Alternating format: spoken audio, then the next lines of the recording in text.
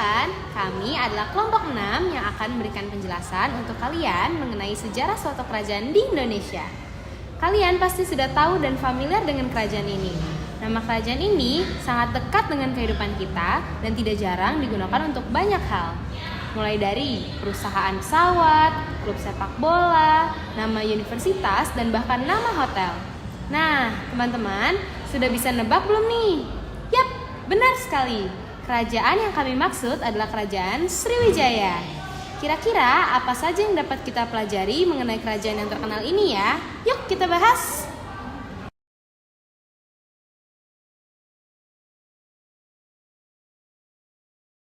Kerajaan Sriwijaya merupakan salah satu kerajaan Nusantara yang bercorak maritim. Apa itu maritim? Menurut KBBI, maritim berarti berkenaan dengan laut, berhubungan dengan pelayaran dan juga perdagangan di laut. Jadi, Kerajaan Sriwijaya menitik beratkan kehidupan sosial politik juga perekonomiannya di laut. Hal ini didukung dengan letaknya yang sangat strategis, yaitu di dekat Selat Malaka yang berbasis di tepi Sungai Musi, Sumatera Selatan.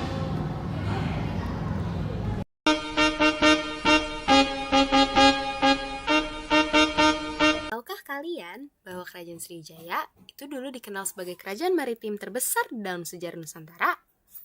Hal ini kita bisa artikan kalau perekonomian Kerajaan Sriwijaya itu bergantung banget sama pelayaran dan perdagangan laut. Karena lokasi yang strategis, yaitu di Selat Malaka, yang juga merupakan jalur perdagangan utama antara India dan Tiongkok, Kerajaan Sriwijaya membuat orang-orang yang melaut dari barat ke timur singgah di Kerajaan Sriwijaya. Lama-kelamaan, Kerajaan Sriwijaya menjadi pusat perdagangan di Asia Tenggara dan perekonomiannya meningkat pesat. Kerajaan Sriwijaya membangun dan juga menguasai berbagai pelabuhan besar pada waktu itu. Hal ini membuat mereka memiliki banyak relasi dengan penguasa kerajaan lain di Asia. Peluang bisnis, Sriwijaya memanfaatkan ini dan membuat setiap kapal yang melewati wilayahnya untuk membayar pajak kepadanya. Selain itu, pelabuhan-pelabuhan Sriwijaya sering dijadikan tempat persinggahan dari berbagai negara. Di sini, mereka bertukar rempah, sutra, dan barang-barang berharga lainnya. Dengan pendapatan dari pajak dan perdagangan, Sriwijaya berhasil mengembangkan kekuatan militer dan memperkuat kontrol atas jalur laut. Hal ini berguna untuk memastikan kejayaan ekonominya bisa bertahan selama beberapa tabah. Sriwijaya bukan hanya kerajaan besar, tapi pusatnya ekonomi yang mempengaruhi perdagangan di dunia.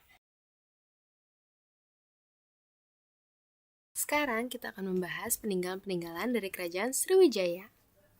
Yang pertama adalah Prasasti Kedukan Bukit. Prasasti ini merupakan bukti kelahiran kota Palembang. Prasasti ini berisi cerita mengenai perjalanan Dapun Tahyang dalam mendirikan pemukiman baru dan ekspansi Sriwijaya.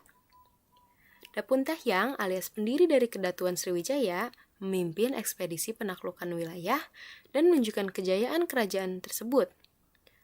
Prasasti ini juga menjadi simbol sejarah dan ciri khas kota Palembang, yang kita kenal dengan empek-empek. Selanjutnya ada Prasasti Kota Kapur. Prasasti ini adalah salah satu dari 5 buah batu prasasti kutukan yang dibuat oleh Dapun Tahyang. Prasasti Kota Kapur ditemukan di pesisir barat Pulau Bangka, di Desa Kota Kapur, Mendo Barat, Kabupaten Bangka. Tulisan pada prasasti ini ditulis dalam aksara Palawa dan menggunakan bahasa Melayu kuno, serta merupakan salah satu dokumen tertulis tertua dalam bahasa Melayu.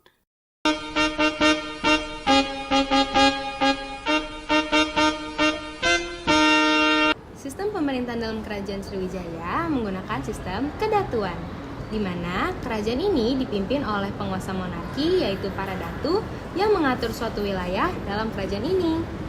Datu seperti sebuah gelar yang berarti penguasa atau pemimpin. Pemerintahan dalam Kerajaan Sriwijaya terdiri dari kumpulan datu atau penguasa dari wilayah yang disebut Mandala. Datu dipilih oleh para putra keturunan kerajaan dan adalah orang yang terhormat.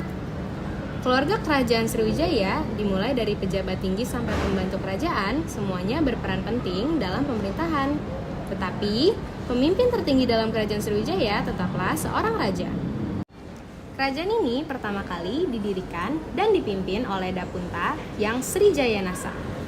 Ia merupakan raja pertama kerajaan Sriwijaya yang memimpin pada abad ke-7 Masehi.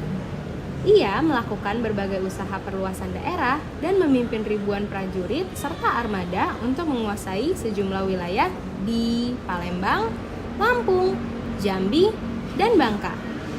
Dalam prasasti Kedukuhan Bukit dan Talang Tuwo, banyak disebutkan tentang Dapunta Hyang. Jadi ada satu raja yang berhasil membawa kerajaan Sriwijaya ke puncak tertingginya loh.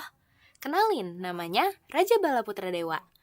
Raja ke-9 dari kerajaan Sriwijaya yang berasal dari Wangsa Syailendra, Jawa Tengah. Raja Balaputra Dewa adalah anak dari Samaratungga, Raja Mataram kuno yang juga merupakan Raja Sriwijaya sebelum dirinya. Raja Samaratungga ini juga masih masuk ke dalam keturunan dinasti Syailendra. Raja Balaputra Dewa berhasil memperluas wilayah kekuasaan Sriwijaya hingga ke sebagian Jawa, Kalimantan, Malaysia, Thailand Selatan, dan juga Singapura. Sriwijaya bahkan disebut sebagai negara nasional pertama di Nusantara, sebab wilayahnya yang begitu luas, hingga meliputi hampir seluruh bagian dari Nusantara. Balaputra Dewa menyadari pentingnya kerjasama dan hubungan baik dengan negara-negara tetangga. Melalui jaringan dagang yang luas, Kerajaan Sriwijaya berhasil memperoleh kekayaan dan kekuasaan yang besar.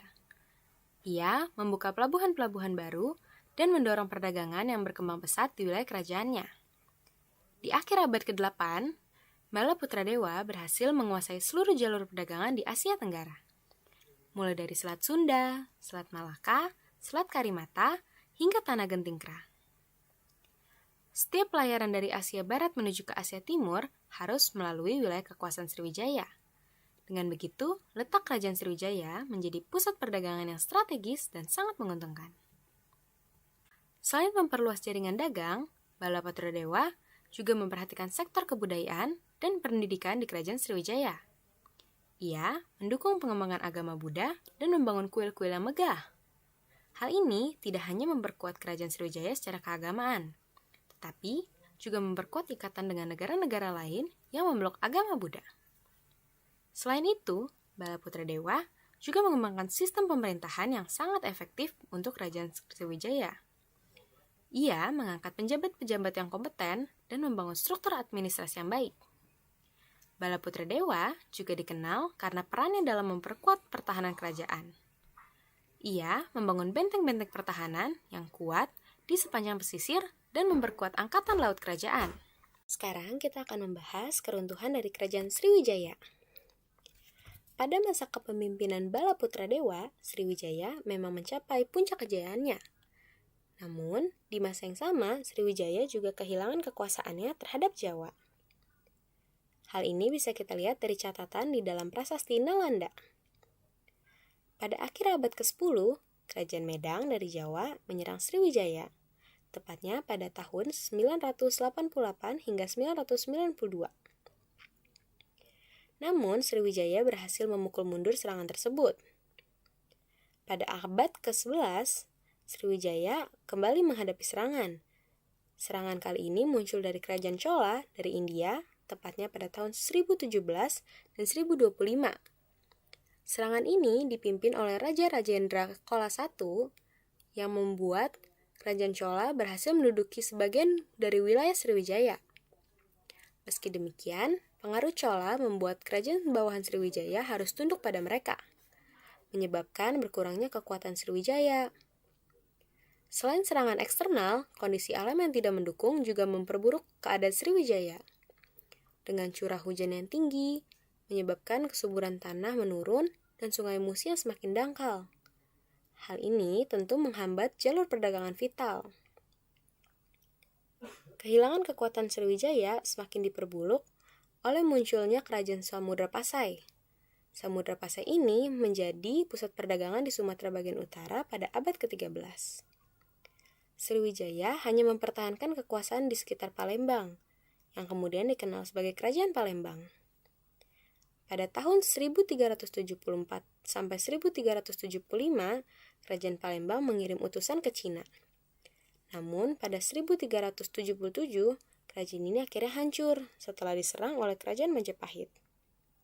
Seiring berjalannya waktu, Sriwijaya tidak mampu mempertahankan kejayaannya lagi, dan runtuh akibat serangan eksternal serta perubahan lingkungan yang mengurangi kekuatan ekonominya.